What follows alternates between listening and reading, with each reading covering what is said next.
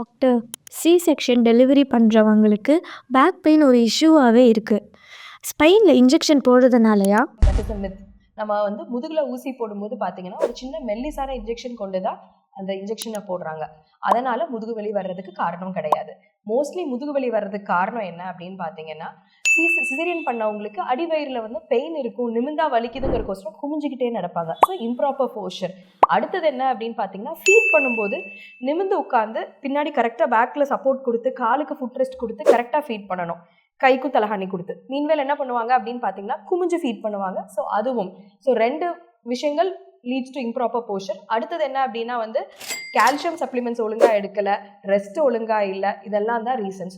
So கரெக்டாக calcium supplement எடுத்து poster maintain பண்ணிங்கன்னா பேக் பெயின் வராது. அதை தாண்டி பேக் பெயின் ஸ்டார்ட் ஆயிடுச்சு அப்படின்னா ஒரு சிம்பிள் கேட் கேமல் போஸ் அப்படிங்கிற எக்ஸசைஸ் பண்ணீங்க அப்படின்னா you can get relieve of your back pain. Thank you.